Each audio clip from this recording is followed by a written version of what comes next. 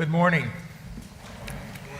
It's great to gather together on the Sabbath, a day that the Lord has set aside for us to grow in our relationship with Him and, I believe, our fellow members.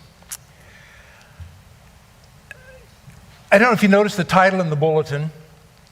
It said, God's will, my will, question mark.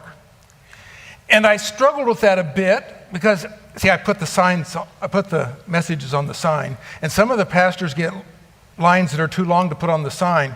And then I thought, is it God's will, my will, or my will, God's will? Or am I trying to make my life to conform to God's will, or am I trying to take my life,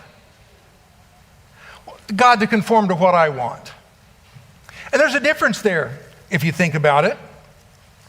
So, I'm going to, one of the things that is, my background, I'm a teacher, and teachers get to ask questions, and up here I don't think I get to ask as many questions. But my background is a bit that I was a middle school and high school teacher, and then a junior academy and academy principal. And when I went to retire, I was department chair at Andrews of the teaching education program and associate dean. So I've been around kids for a long time. Even before I graduated, I taught swimming at summer camps. And you know, it's interesting to hear what young people are told. And the same applies to all of us, I think. Have you ever heard the phrase, you can be anything you want to be? Yeah. And then I looked up some quotes here that I've heard, and I wanted to get them a little better. You can be anything you want to be if you only believe with sufficient conviction and act in accordance with your faith. For whatever the mind can conceive and believe, the mind can achieve. That sounds pretty powerful.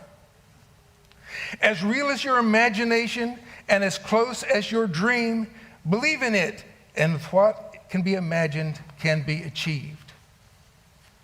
Wow.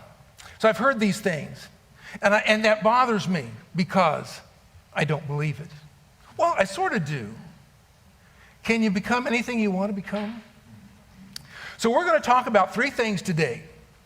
And I'm only talking about people that claim to know God.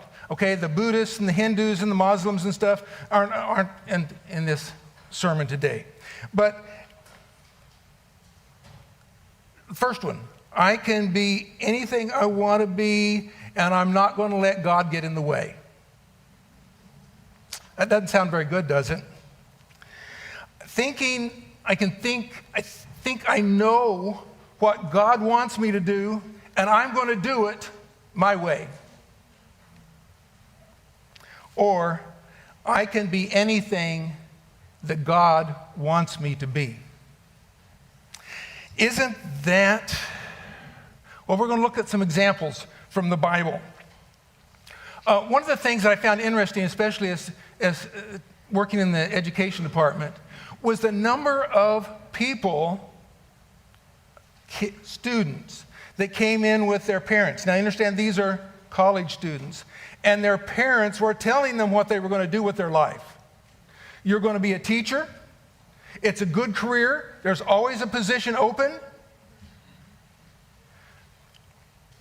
And I would say to my students many times, you know, I don't want you to be a teacher if you don't feel a calling to be a teacher. We don't just need people that know this stuff. We need people that know what God wants them to be and lead out in that. And so the first person, it might seem a strange one to look at, is Balaam. I'm going to ask you to look. One of the advantages of being a teacher is I knew exactly how long I was going to have. And you don't know that here. So I'm going to start in Numbers 22, verses 5 to 7. And this is going to be a lot of it, the Lee Davidson paraphrase, as we go through there. But you see, Balak, the king of Moab, had watched what the people of Israel had just done to the, who was it? It's a coincidence. This falls with the Sabbath school lesson that goes on Exodus. The Amorites, they had just defeated them. And they looked out there at this crowd of people and said, we've got trouble. It's coming. We've got to do something. And so I think, in my imagination, somebody in his council said, there's this Balaam guy over there by the Euphrates River, and when he curses somebody, they're cursed. And when he blesses somebody, they're blessed. So let's go get him to come and curse these people, and if they're cursed, maybe we have a chance. And so in verse 7 of 22, it says, so the elders of Moab and the elders of Midian departed with this is a key phrase, the fee for divination in their hands, and they came to Balaam and reported to him the words of Balak. I don't know how the telegraph system operated back then, but I suspect that Balaam heard they were coming before they got there. Somehow this always works. I don't know how that happens. And so somebody's knocking on his door, and they say, you Balaam? Yes, we have heard great things about you. You bless people and they're blessed. You curse people and they're cursed. And look, we have a bag of money, the rewards of divination. And if you will come with us and curse these people, you can have this riches. And Balaam, now it's interesting when you look up Balaam, some sources say he was a pagan soothsayer. But you read Mrs. White and it says he had known the Lord. And that's always a bad phrase there, the past tense. Not that he knew the Lord, but he had known them. And so he says, well, spend the night, I've got to go talk to the Lord. Verse 8, stay here tonight, I will bring back to you whatever word the Lord may speak to me. So the princes of Moab stayed with Balaam. Verse 12, but God said to Balaam, you must not go. You must not go with them. You must not curse the people, for they are blessed. So he got up and told them that. But somehow I think that he wasn't very convincing. And those elders of Midian and Moab says, he's telling us that, but he really wants more money. And so they go back there and they tell the king that. And they come back again. And so verse 15, they sent again the princes. And they came, and I'll just skip through here. They came to Balaam and said to him, thus says Balak, son of Zippor, please do not let anything hinder you from coming, for I will honor you greatly. And whatever you tell me, I will do. So come, put a curse. And Balaam replied, he's got the right words, doesn't he? Even if Balak would give me his palace full of silver and gold, I could not trespass the commandments of the Lord my God to do less or more. Now, this is what I find interesting. He is claiming to speak for God, and that gives God permission to talk to him. And so God came to Balaam that night in verse 20. If the men come for you in the morning, you can go with them. And of course, we know the story. The men didn't come. They left. They gave up on this guy. He was going to keep talking to Jehovah, his God, and they already knew what God had said. So they left. And Balaam saw his reward of divination had left. So he gets on his donkey, and we know the story. The donkey talked to him, and finally God gives him permission, but only to speak what God told him to do. And so he went on his way, and he went there, and he got to Balak, and he was making progress maybe. He thought he was on his way. So what happened? You all know the story, don't you? He got up there and he looked out over Balak says, look at this multitude of people. And so Balak says, well, make some offerings. You remember how many? Anybody? Lots of offerings.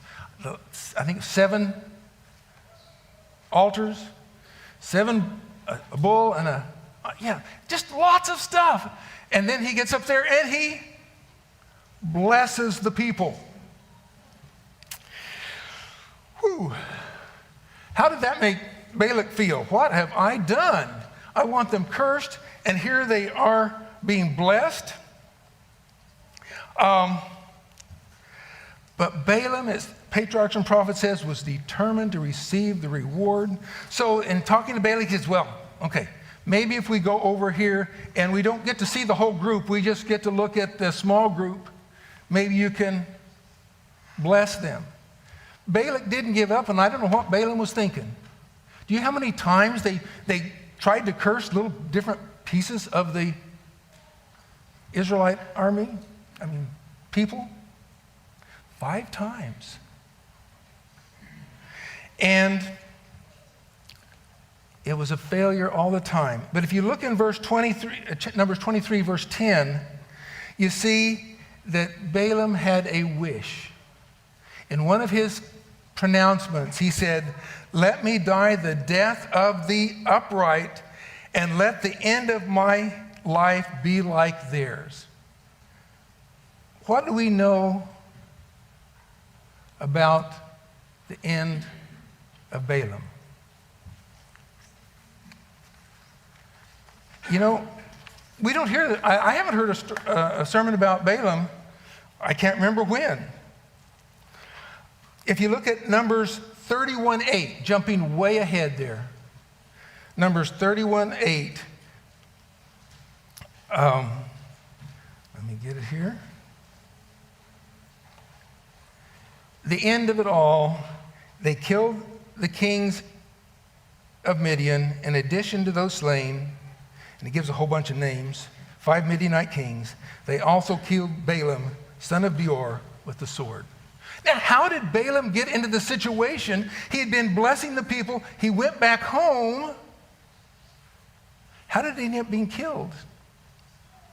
You see, he went home and he sat there and says, boy, I missed out on that, I'm just going to call it the bag of money. What can I do? And he says, I know why the Israelites are blessed. It's because they serve Jehovah, the God he claimed to serve. And as long as they serve Jehovah, there is no chance of them being cursed. So he went back to Balak and he came up with a plan where they would have wild pagan parties. They would send the women into the camp and they would get the people to sin. And once they sinned, then the curses could take effect. Oh, a guy that said he served Jehovah, but he didn't really want God to get in the way. Do we ever do that? I hope not. But we want to something so bad that we know what God says, but we just are determined to do it our own way. And it's amazing how many times that is mentioned. In Joshua 13:22, it says the Israelites killed Balaam, the Omen reader, along with others. 2 Peter 2:15, by forsaking the right path, they have gone astray because they followed the way of Balaam, who loved the wages of unrighteousness. Even in Jude, it ends up talking about, woe to them, for they traveled down Cain's path, and because the greed have abandoned themselves to Balaam's error, they will certainly perish in Korah's rebellion. It seems like there was an awful lot of time spent in talking about Balaam for the minor person that he probably was in that kingdom. So now, do we want to tell our children you can become anything you want to be? I hope not. You know, and I think of that in my own life.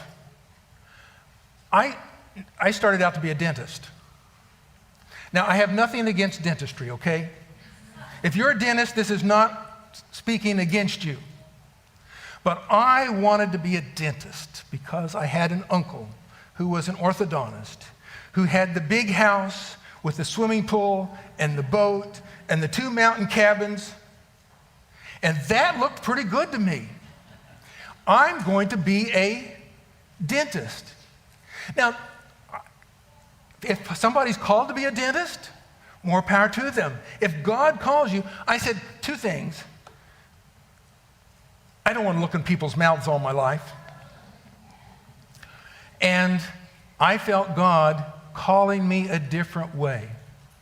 So between my freshman and sophomore year, I decided I would be a teacher. Now, I knew a little bit about teaching. My mother was a teacher, my dad was a teacher, my grandma was a teacher. I had taught swimming for not at that point, I hadn't taught 5 years. But I knew kids, I had worked with them. And I says, I'm going to follow and be a teacher. And you know, I haven't been disappointed with that. I think that was God's calling for me. I have seen lives of young people changed. In fact, I know that they're in this audience, most Sabbath students have been in my class. So now let's take a look at another example. Moses. Here we have been studying him. We know he was the miracle baby, pulled out of the river. How long was he raised with his mother? 12 years. And then he went to the court of the king and he got the best education that I can imagine was available.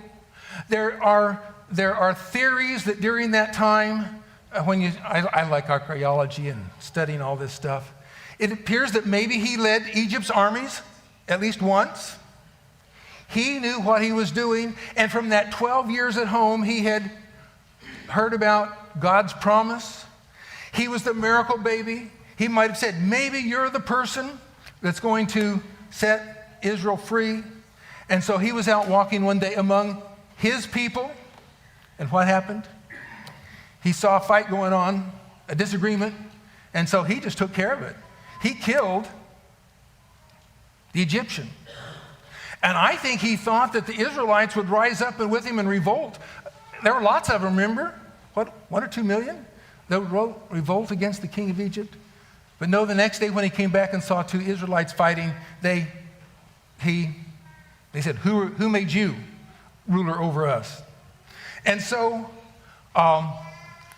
we know the story, and we know that Pharaoh found out about it, or he was afraid that Pharaoh was going to find out about it, and so he fled. So he had done what he believed God wanted him to do, but in his own power. He didn't stop and say, God, how is it that you want me to do this? And Hebrews 11:25 and 26 says he chose to be on God's side rather than on royalty.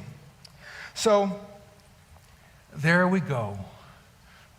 Somebody doing what they thought was God's will. They weren't trying to get in the way of God's will. They were doing God's will, I put that in quotes, doing God's will their way.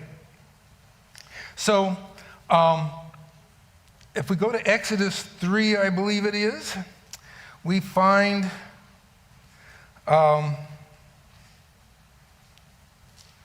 Moses at the burning bush. Moses at the burning bush. The bush was not burning up. And so, are you a curious sort of person like I am? If you're out in the desert and the bush is on fire, you got to check it out. So he did. And at verse 4 of chapter 3, when the Lord saw that he had turned aside to look, God called to him from the bush and said, Moses, Moses. And Moses said, here I am. Now, in my mind, my imagination, we meet Moses, and here God is. He's saying, I want you to go and let the people go. And I can imagine Moses saying, he's been out in the desert 40 years. God, what took you so long? I've been waiting for you to call me to do my task that you assigned me. But what has happened in those 40 years? He came to realize maybe that he wasn't the big military leader that he thought he was. And here God was saying, go back there and let my people go. And so we don't find Moses saying, here I am. What do you want me to do? How are you sending me? In verse 11, who am I that I should go to Pharaoh, or that I should bring Israelites out of Egypt? Good question. Who am I? I'm just a shepherd. I've been following sheep around for 40 years. I've got a house here. I've got, maybe a tent. I've got family. And verse 12, he replied, that's God, surely I will be with you, and this will be the sign to you that I have sent you. When you bring the people out of Egypt, they will serve God on this mountain. Verse 13, the reluctant Moses. If I go to the Israelites and tell them that God your Father has sent me to you, they ask, what is his name? What should I say? I am that I am. And you must say this to the Israelites. He gave them the whole instructions. Go and bring together the elders of Israel, and what I have promised, I will bring you out of affliction. Verse 18, the elders will listen to you. But I know that the king of Egypt will not let you go. And so he says, I will perform many wonders. And we know, it would be nice if I had a rod today that I could throw down on the ground and it turned into a snake. Not in my power. Not in Moses' power. So he got that sign. And then the leprosy? And it was cured. And verse 1 of the next chapter, chapter 4. Moses answered again, and if they do not believe me or pay attention to me, the Lord has not appeared to me. And that's when we get the rod being thrown down and all that. Then he comes up with another excuse. Here he's standing before God who said to go do it. And he says, I am not eloquent. God has an answer. I like verse 11. I think the Lord's getting a little agitated. The Lord said to him, who gave a mouth to man? Who makes a person mute or deaf or seen or blind? Is it not I, the Lord? So now go, and I will be with your mouth and teach you what you must say. And so Moses with Aaron, they go and do Moses and Aaron let Israel go? Moses and Aaron, as the mouthpiece and agent of God, lead the people out. And that's what I think we need to be telling our young people. That when God, let me back up. This is what we need to believe as old people. When God asks you to do something, He's going to give you the power to do it. Have you thought of it that way? You know, there's all kinds of things we can do. Moses had gotten comfortable leading sheep. Have you gotten comfortable sitting there, listening each week to what is said, without getting out of your comfort zone? God pushed Moses way out of his comfort zone. But that's what it took for God to use Moses to let the Israelites free. And when you think about it, there were a lot of people in the Bible that went out and did great things who thought they weren't prepared. Think of Joseph. Think of Daniel. The disciples. What an unlikely group of people to go out and spread the gospel to the world. But they let God lead. And now that's why I'm always a bit suspicious of spiritual gifts tests. Because I believe God gives you the spiritual gift when you need it, not when you're sitting in the pew, in the chair here. So, you know, the nominating committee, they didn't ask me to say this. The DRC, the nominating committee, is coming up soon, and they're going to ask you to do some things. Hopefully, we're going to try to get everybody involved. But don't use the excuse, I don't have the ability. Because pray about it, and if God's really asking you to do it, He will give you the ability. You know, in Ephesians 4, it talks about all the gifts that God gives. And they're gifts. And a gift means I didn't earn it. I didn't deserve it. It was just, you know, He gave some to apostles. He gave some as teachers. He gave this whole list. He gave. And if people are willing to receive the gift, He is willing to give the gift and make you into I don't know that we can say a Moses, but He can certainly lead us, because the disciples, they weren't eloquent speakers. They were fishermen. And He used them to turn the world upside down. And so I think our most important thing is that we must let the Lord be Lord. The Lord should pervade every aspect of life, the Lord's leadership. Balaam is given so much coverage because he is an example of what not to do. So take time to study the examples of people who were truly and totally committed to live the life that God gave them, and pray that you may follow their examples. There's a phrase in your Bible, my Bible, 1 Corinthians 11:1. It always bothered me just a bit, but I've come to see, I think, what it means. Paul said, "Be ye followers of me as I am of Christ." And that, you know, are you safe to follow? That's not a good question, because somebody's following you whether you're safe to follow or not.